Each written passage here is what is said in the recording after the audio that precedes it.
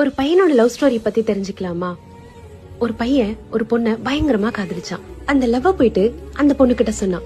அதுக்கு அந்த பொண்ணு சொன்னா, இந்த மாதிரி என்ன நீ உண்மையா காதலிக்கிறனா அடுத்த ஒரு மாசத்துக்கு என்ன பாக்காத, என்ன தேடாத, என்ன டிஸ்டர்பே பண்ணாத அப்படின்னு சொல்லிட்டு அதுக்கு அந்த பையன் சொன்னா, சரி ஓகே அப்படின்னு சொல்லிட்டு அடுத்த நாள் போகுது, அதுக்கு அடுத்த நாளும் போகுது. ஒரு மாசம் முழுசா முடியுது. அதுக்கு அடுத்த நாளே அந்த பையன் வீட்டுக்கு போயிட்டு கதவை தட்டுறான். அந்த பொண்ணோட அம்மா வெளியே வந்துட்டு ஒரு லெட்டரை கொடுக்கறாங்க. அந்த பொண்ணு சொல்லிருக்கா, அம்மா என்னை தேடி ஒரு பையன் கண்டிப்பா வருவான், அவங்க கிட்ட இந்த லெட்டரை கொடுத்துரு அப்படின்னு சொல்லிட்டு அதை பிரிச்சு ஆசாசியா ஓபன் பண்ணி பாக்கும்போது அந்த பொண்ணு எழுதிருக்கா, எனக்கு தெரியும் நீ என்ன உண்மையா காதலிக்கிறன்னு, என்னை தேடி கண்டிப்பா வருவ.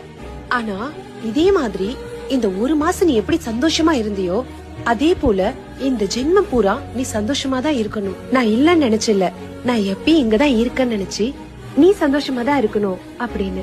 புரியாம அவ அடுத்த லைன் படிக்கிறா. அந்த பொண்ணு எழுதிருக்கு, உன்கிட்ட நான் ஒரு விஷயத்த மறைச்சிட்டேன். எனக்கு பிளட் கேன்சர். ஒரு மாசம் தான் நான் உயிரோட இருப்பேன்னு சொல்லிட்டாங்க. அந்த ஒரு மாசத்துலதான் நான் உன்னை பார்த்தேன், நீ என்ன பார்த்த. விதி நம்ம சேரக்கூடாதுன்னு முடிவு பண்ணிடுச்சுன்னு நினைக்கிறேன். ஆனா அடுத்த ஜென்மத்திலயாவது நான் முயற்சி பண்றேன். I miss you and I love you so much அப்படின்னு சொன்னதும் அந்த லெட்டரை கசக்கிக்கிட்டு கண்ணுல கண்ணீரோட நிமிர்ந்த அவங்க அம்மாவை பார்க்கும்போது பின்னாடி செவுத்துல அந்த பொண்ணோட போட்டோ.